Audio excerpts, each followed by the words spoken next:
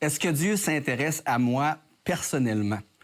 Ça m'est arrivé de me poser cette question-là et même d'avoir un doute que Dieu vraiment s'intéressait à moi. Ça fait plusieurs années, j'étais à l'école biblique, j'étais sur mon lit, puis j'ai lu une histoire de la Bible qui m'a vraiment encouragé. Puis c'est cette histoire-là que je veux vous partager. C'est l'histoire de Lazare de Béthanie. Lazare est un ami de Jésus. Jésus, on dit qu'il aimait beaucoup Lazare. Il y avait 2 sœurs, Marthe, Marie. Jésus aimait aussi les 2 sœurs de Lazare. Et un jour, Lazare tombe malade. On ne sait pas qu'est-ce qu'il y avait, mais il était assez malade pour que les 2 sœurs envoient quelqu'un chercher Jésus. On va aller chercher Jésus. Jésus fait des miracles, il fait des guérisons. Il va venir, il va s'occuper de nous. Il va guérir Lazare. Alors, la personne va pour chercher Jésus qui était à quelques jours de marche. Et quand Jésus voit la personne arriver, la personne lui dit, « Écoute, celui que tu aimes, Lazare, il est malade. » Mais le texte de la Bible nous dit que quand Jésus a su ça, il a resté 2 jours de plus à l'endroit où il était. On pourrait se dire, mais pourquoi Jésus, tu t'accours pas vers Lazare pour le guérir, pour lui faire du bien? Pourquoi tu attends 2 jours? Mais je comprends pas pourquoi tu fais ça, le Seigneur. Mais Jésus, il avait un plan, il attend 2 jours avant d'aller voir Lazare. Si bien que Lazare, sa maladie s'aggrave parce qu'il en meurt. Et il meurt, puis les 2 sœurs sont tristes. Et on voit qu'il y a des gens, des Juifs qui viennent pour consoler les 2 sœurs, mais Jésus n'est pas venu encore. Et après les 2 jours que Jésus a décidé d'attendre avant de partir, il regarde ses disciples, puis il leur dit « Retournons en Judée ». Autrement dit, retournons là où Lazare reste pour que je puisse aller le voir. Jésus savait que Lazare était mort. Alors, il part en Judée et là, il arrive. Et la première qui arrive, et c'est une de ses sœurs qui arrive et il dit « Écoute, Jésus, t'étais où? Pourquoi t'es pas venu? Mon frère serait pas mort si t'étais venu avant pour le guérir. » Mais Jésus, il dit « Écoute, ton frère va ressusciter. » Là, elle dit, je sais qu'il va ressusciter à la fin, tu sais. Mais non, il dit, ton frère, je vais le ressusciter. C'est là que Jésus dit, je suis la résurrection et la vie. Si tu crois en ça, en moi, tu vas vivre même si tu meurs. C'est ce que Jésus a dit à sa sœur. Alors, il arrive devant la tombe, et on voit que les gens sont tristes, puis les sœurs aussi sont tristes. Les 2 sœurs, il dit, pourquoi? L'autre sœur aussi est arrivée un peu plus tard, elle dit, pourquoi t'es pas venu, Seigneur? C'est un peu comme si elle reprochait au Seigneur, on t'a envoyé quelqu'un pour que tu viennes, t'es pas venu. Et là, je me sentais un peu comme ça parce que j'étais dans ma chambre, comme je vous ai dit au début. J'étais dans un moment sombre, déprimé, angoissé. Et je crie à Dieu depuis quand même un certain temps. Pas de réponse. Et je crie à Dieu, pas de réponse. Alors, je me sentais un peu comme les sœurs, comme Lazare, qui ont attendu.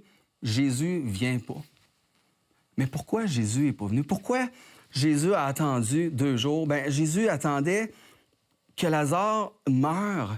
Parce que Jésus ne voulait pas simplement guérir Lazare, il voulait ressusciter Lazare des morts pour faire éclater sa gloire encore plus. Il voulait montrer aux gens qu'il avait la puissance, le pouvoir sur la mort.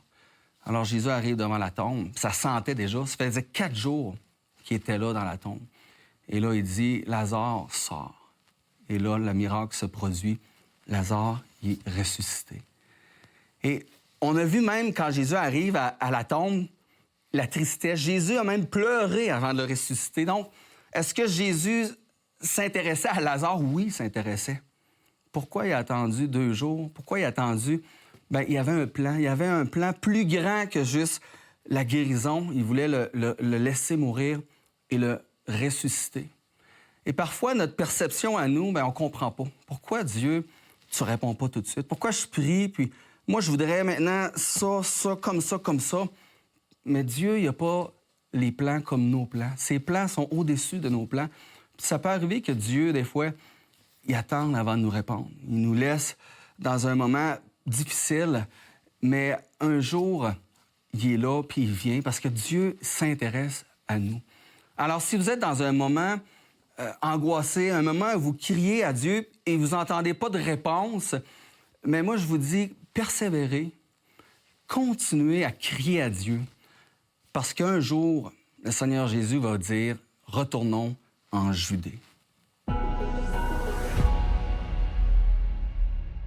Un des textes du Nouveau Testament en parlant de ce Lazare et de sa sœur Marthe, Jésus précise, c'est marqué, Jésus aimait Marthe et aimait Lazare. Et moi, je veux vous rassurer aujourd'hui que même si certaines de vos prières ne sont pas exaucées nécessairement et immédiatement, considérez et regardez à cet amour que Dieu a pour nous. On peut être assuré de cet amour, de cette bonté envers nous. Et Dieu veut nous donner ce qui est le plus important. Et c'est peut-être pas une guérison, mais c'est surtout le salut de nos âmes. Dieu veut pardonner nos péchés. Dieu veut qu'on puisse entrer en relation avec lui, cette relation intime et personnelle qu'il veut depuis le début de la création. Mais vous savez, pour ce faire, on doit aller à lui et on doit croire ce que le Christ a accompli sur la croix. Lui qui était là, cloué entre ciel et terre, a pris sur lui la culpabilité qui était la nôtre. Lui, l'innocent, nous dit la Bible, est mort pour nous, les coupables, et en échange de notre foi, sans les œuvres, sans les bonnes œuvres, c'est pas ça que Dieu veut. Dieu veut simplement notre confiance absolue dans la grâce qui nous est offerte. Alors, on peut le lui demander, on peut aller à lui simplement tel qu'on est. Amenez pas vos bagages de bonnes œuvres, amenez seulement votre confiance dans l'œuvre qu'il a accomplie sur la croix. Et c'est comme ça que Dieu va vous donner sa grâce, il va vous donner le pardon de vos péchés et vous allez vivre dans une communion intime et personnelle jusqu'à la fin avec lui. Vous avez des questions ou des commentaires sur ce que vous venez d'entendre? Contactez-nous par téléphone ou réagissez sur les médias sociaux.